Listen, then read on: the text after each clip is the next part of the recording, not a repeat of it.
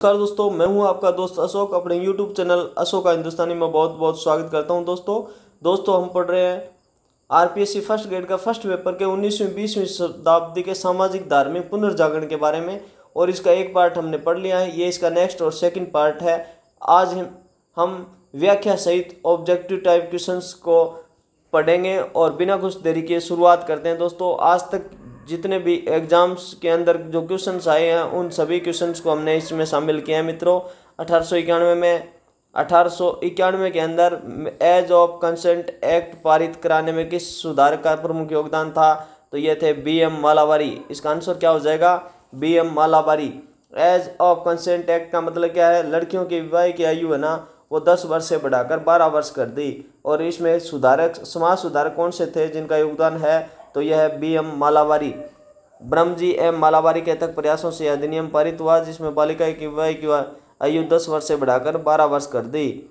अदल कांग the advocate of reform और रहनुमाई मजदाइन सभा किस समुदाय से संबंधित सुधार आंदोलन थे? तो ये पारसी धर्म से संबंधित थे मित्रों। क्या? अदल कांग और रहनुमाई मजदाइन सभा। अदल कांग और रहनुमाई मजदाइन सभा किस समुदाय से संबंधित था? पारसी। 1891 में स्थापित रहनुमाई मजदाइन सभा, जिसके RM सभा भी कहते हैं, का उद्देश्य पारसी समुदाय में प्रचलित सामाजिक कुरीतियों को दूर करके पारसी धर्म के गौरव को पुनर्स्थापित करना था। निम्नलिखित में से कौन भारत में नारी मुक्ति आंदोलन की एक महान प्रेरणादाता थी जिन्होंने शारदा सदन की स्थापना की थी? तो ये थी पंडिता रमाबाई। कौन थी? पंडिता रमाबाई। नारी मुक्ति आंदोलन की महान प्रेरणा, नारी मुक्ति आंदोलन की महान प्रेरणा, शारदा सदन की स्थापना की ये पंडिता रमाबाई थी। क्या? नारी मुक्ति आंदोलन की महान प्रेरणा थी, शारदा सदन की स्थापना भी की थी पंडिता रमाबाई ने 1889 में बॉम्बे में शारदा सदन की स्थापना की, जो विधवाओं और गरीब महिलाओं के लिए एक स्कूल और आश्रय स्थल था। आगे परमहंस मंडली की स्थापना 1849 में किस राज्य में हुई थी? महाराष्ट्र राज्य में हुई थी मित्रों। परमहंस मंडली की स्थापना 1849 में महाराष्ट्र में हुई। परमहंस मंडली की स्थापना महाराष्ट्र में दादोबा पांडुरंग ने की थी। यह जाति व्यवस्था और मूर्ति पूजा के विरुद्ध एक गुप्त समाज था जिसका उद्देश्य सामाजिक सुधार करना था मित्रों। स्वराज्य मेरा जन्म सिद्ध का मैं इसे लेकर हुआ नारा किसने दिया था? 19वीं सदी के अंत में भारतीय राष्ट्रवादी आंदोलन से जुड़ा था। यह बाल गंगाधर तिलक का नारा है। यह बाल गंगाधर तिलक ने दिया था। हालांकि यह नारा राजनीतिक था, लेकिन तिलक ने सामाजिक धार्मिक सुधारों के लिए गणेश उत्सव, शिवाजी उत्सव जैसे त्योहारों पर इसका उपयोग किया था। 19वीं सदी के किस सुधारक ने ज्ञान योग, कर्मयोग और राजयोग नामक पुस्तकें लिखी थी? तो ये थे स्वामी विवेकानंद। तो स्वामी विवेकानंद ने क्या लिखा? ज्ञान योग, कर्मयोग और राजयोग। याद रह जाएगा, ज्ञान योग, कर्मयोग और राजयोग। ये पुस्तक किसकी है? स्वामी विवेकानंद की है। स्वामी विवेकानंद ने 3 पुस्तकों के माध्यम से व्यवहारिक दर्शन और वेदांत की शिक्षाओं का प्रचार किया था मित्रों। निम्नलिखित में से किस सुधारक ने रहनुमाई मजदाइन सभा की स्थापना में सक्रिय भूमिका नहीं निभाई थी? तो KM मुंशी ने नहीं निभाई थी मित्रों रहनुमाई मजदाइन सभा में। इसमें दादा भाई नौरोजी भी थे, SS बंगाली भी थे और नौरोजी फुरदौनजी भी थे। तो रहनुमाई मजदाइन सभा पारसी समुदाय के सामाजिक धार्मिक सुधार के लिए 1891 में स्थापित की गई थी, जिसमें दादा भाई नौरोजी फुरदौनजी, SS बंगाली ने मुख्य भूमिका निभाई थी। KM मुंशी से संबंधित नहीं थे। याद रह जाएगा। यानी जो रहनुमाई मजदाइन सभा थी, इसमें दादा भाई नौरोजी थे, बंगाली थे और फुरदौनजी थे। ब्रह्म समाज का मुख्य सिद्धांत क्या था? यह था तर्क और वेदों पर आधारित एकेश्वरवाद। यानी ब्रह्म समाज क्या मानता है कि ईश्वर एक है। ईश्वर क्या है? एक है। तर्क और वेदों पर आधारित एकेश्वरवाद में विश्वास करता था ब्रह्म समाज। तो ब्रह्म समाज ने मूर्ति पूजा, पशु बलि और कर्मकांडों का विरोध करते हुए एकेश्वरवाद, इस एक ईश्वर में विश्वास, मानव तर्क बल दिया है। किस समाज सुधारक ने शूद्रों की खोज नामक पुस्तक लिखी, जाति व्यवस्था के उत्पत्ति पर प्रकाश डाला था? तो ये थे BR अम्बेडकर। डॉक्टर भीमराव अंबेडकर ने क्या लिखा, शूद्रों की खोज, है ना, और जाति व्यवस्था की उत्पत्ति पर प्रकाश डाला था। यह पुस्तक B.R. अम्बेडकर द्वारा 1946 में लिखी गई थी। इसमें उन्होंने बताया कि कैसे शूद्र मूल रूप से आर्य समाज का हिस्सा थे, बाद में समाज में निम्नतम पायदान पर आ गए। ज्ञान प्रबोधिनी की स्थापना किसने की थी, तो ज्ञान प्रबोधिनी की स्थापना किसने की थी मित्रों, ये इनमें सभी के नाम दे रखे हैं, इनमें से बताना है कि कौन इसमें शामिल थे और कौन इसमें, तो इसमें ये ने बता दिया किस स्थापना किसने की थी, तो इनमें से कोई नहीं मित्रों, इसमें याद रखना इसमें से कोई नहीं है। ज्ञान प्रबोधिनी की स्थापना है दत्तात्रेय बालकृष्ण कालेकर ने 1970 के दशक में पुणे में की थी। यह एक आधुनिक संस्थान है जो नैतिक और सामाजिक मूल्यों पर केंद्रित है। 19वीं 20वीं सदी के सुधारकों से सीधे तौर पर संबंधित नहीं है, फिर भी प्रश्न पूछा जाता है। अलीगढ़ आंदोलन का मुख्य उद्देश्य क्या था, तो अलीगढ़ आंदोलन का मुख्य उद्देश्य क्या था, मुस्लिमों में पश्चिमी शिक्षा का प्रसार करना, मुस्लिमों में पश्चिमी जो पाश्चात्य संस्कृति थी, पाश्चात्य शिक्षा थी, उसका प्रसार करना था अलीगढ़ आंदोलन। सर सैयद अहमद खान द्वारा चलाए गए इस आंदोलन का उद्देश्य मुस्लिमों में आधुनिक विज्ञान पश्चिमी शिक्षा का प्रसार करना, ताकि वे ब्रिटिश शासन के साथ मिलकर काम कर सकें, सामाजिक आर्थिक रूप से मजबूत बन सकें। भारत के राष्ट्रीय आंदोलन का आध्यात्मिक पिता किसे कहा जाता है, तो स्वामी विवेकानंद थे। यानी भारतीय राष्ट्रीय आंदोलन है, उनके आध्यात्मिक पिता कौन है, स्वामी विवेकानंद है। यह कथन सुभाष चंद्र बोस ने स्वामी विवेकानंद के लिए कहा था। बोस का मानना था कि विवेकानंद के विचारों ने भारतीय राष्ट्रवाद को एक आध्यात्मिक आधार प्रदान किया है। निम्नलिखित में से किसने बहिष्कृत हितकारिणी सभा की स्थापना की थी, तो यह भीमराव अंबेडकर थे। बहिष्कृत हितकारिणी सभा की स्थापना करने वाले B.R. अम्बेडकर ने 1924 में बहिष्कृत हितकारिणी सभा की स्थापना की। इसका उद्देश्य अस्पृश्यों अछूतों की सामाजिक, आर्थिक और शैक्षिक स्थिति में सुधार करना था। वेदांत कॉलेज की स्थापना किसने की थी, तो राजा राम मोहन राय ने वेदांत कॉलेज की स्थापना की थी मित्रों। राजा राम मोहन राय ने 1825 में इस कॉलेज की स्थापना की, जहां भारतीय और पश्चिमी दोनों तरह के विचारों का अध्ययन किया जाता था। किसने कहा था, सत्यार्थ प्रकाश नामक पुस्तक की भाषा हिंदी थी, लेकिन इसका उद्देश्य सार्वभौमिक था। तो ये किसने कहा था, ये कहा था स्वयं स्वामी दयानंद सरस्वती ने। तो स्वामी दयानंद सरस्वती ने ही अपनी पुस्तक पर सत्यार्थ प्रकाश को हिंदी में लिखा था, ताकि इसका संदेश पूरे उत्तर भारत में आम लोगों तक पहुंच सके। निम्नलिखित में से किसने भारत में ईश्वर का एक ही स्वरूप है का समर्थन किया और बहु ईश्वरवाद का विरोध किया, तो ये थे राजा राम मोहन राय। ईश्वर एक ही है, एक ही स्वरूप है, इस पर ही इन्होंने बल दिया। राजा राम मोहन राय ने ईश्वरवाद का समर्थन किया, ईश्वर के एक ही स्वरूप की पूजा पर जोर दिया। उन्हें मूर्ति पूजा का कड़वा विरोध किया था राजा राम मोहन राय ने।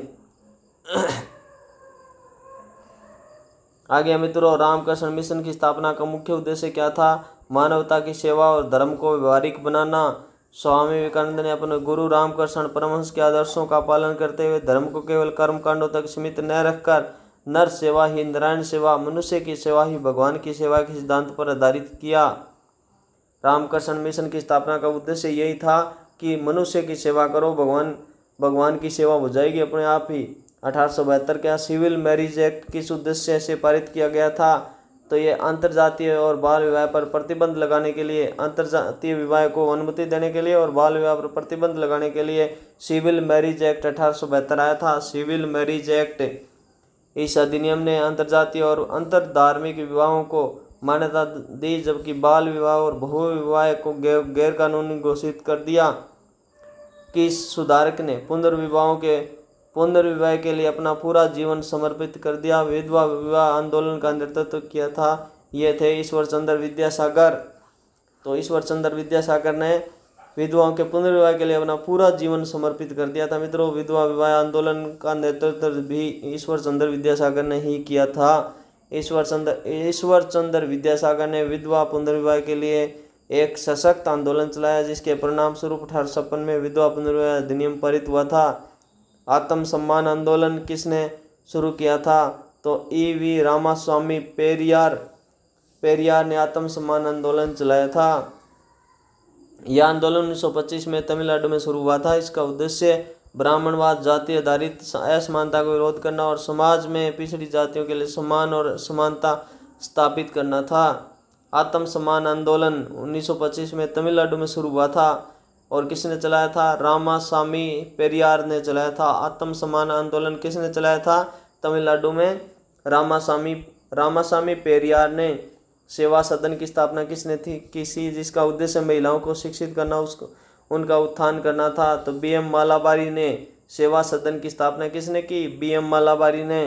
तो BM मालाबारी जिन्होंने एज ऑफ कंसेंट एक्ट में भी महत्वपूर्ण भूमिका निभाई थी। 1908 में सेवा सदन की स्थापना की जो महिलाओं की सामाजिक और कानूनी शिक्षा पर केंद्रित थी।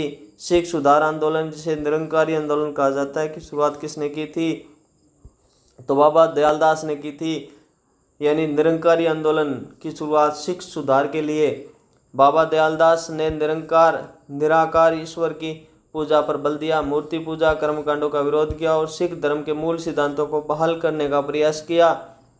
निम्नलिखित में से कौन सा व्यक्ति थियोसॉफिकल सोसाइटी से जुड़ा हुआ था? बाद में भारतीय राष्ट्रीय आंदोलन से सक्रिय हुआ। तो ये एनी बेसेंट थी, थियोसॉफिकल सोसाइटी से जुड़ी थी, राष्ट्रीय आंदोलन में सक्रिय भूमिका निभाई थी। एनी बेसेंट 1893 में भारत आई और थियोसॉफिकल सोसाइटी की अध्यक्ष बनी। बाद में उन्हें शिक्षा और राजनीतिक सक्रियता महत्वपूर्ण भूमिका निभाई थी।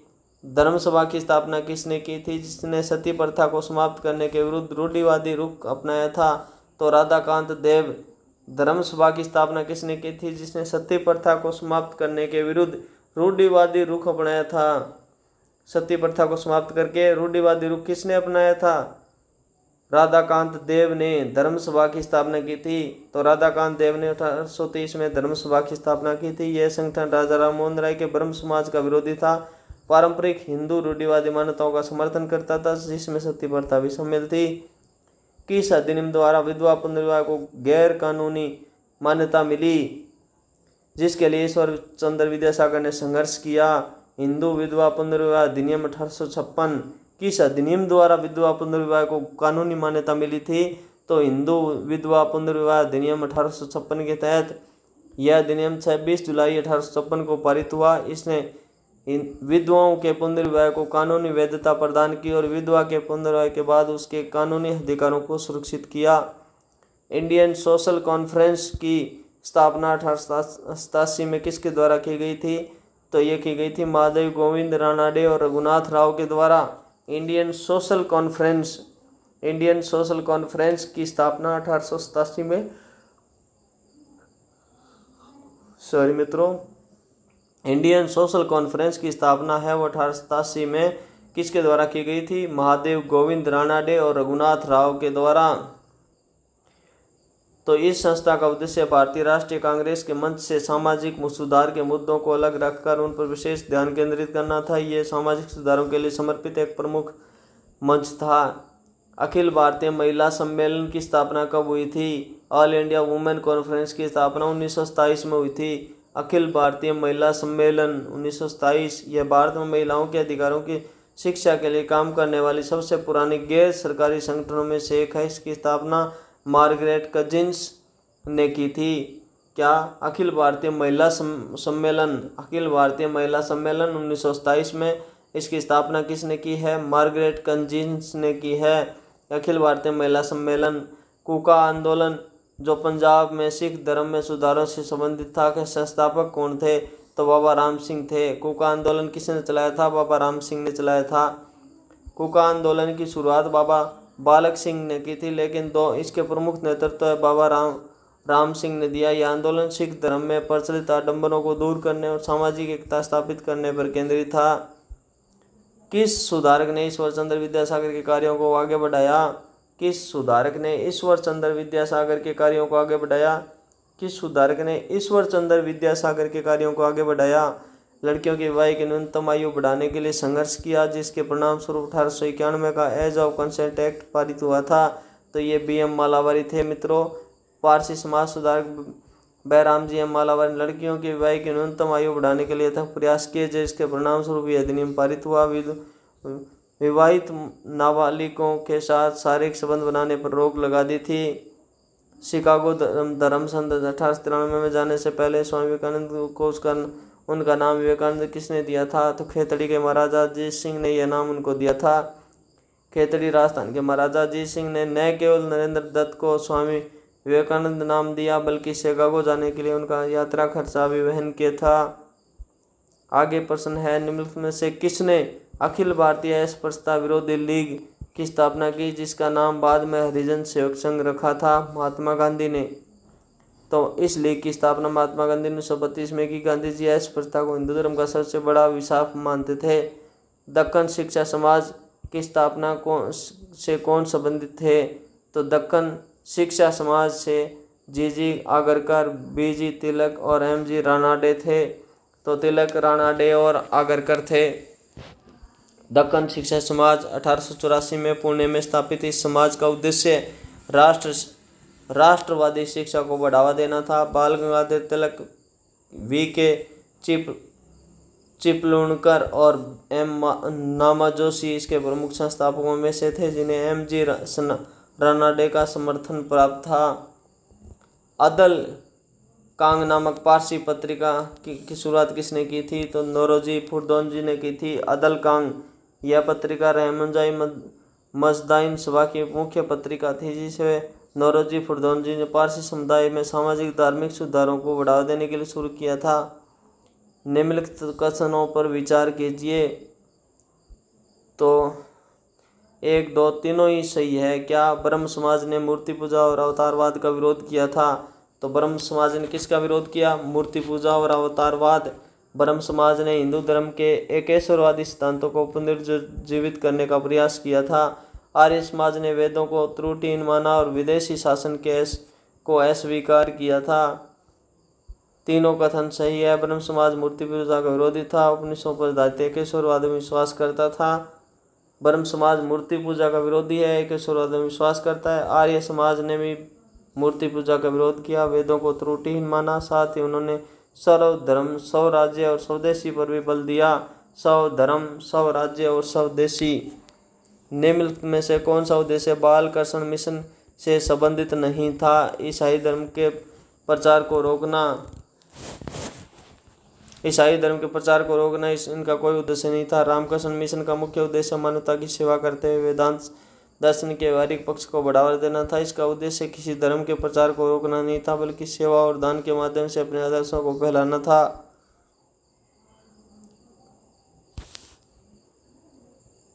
तो मित्रों, आज का टॉपिक ये हम यहीं पे इसको समाप्त करते हैं। यदि आपको ये मेरी पढ़ाई गई सामग्री है, मेरे द्वारा पढ़ाए गए क्वेश्चन अच्छे लगते हैं तो चैनल को सब्सक्राइब कर लेना, और यदि कोई सुझाव हो तो कमेंट करना, और दोस्तों चैनल को लाइक करना और अपने दोस्तों के साथ शेयर करना। ओके, थैंक यू दोस्तों।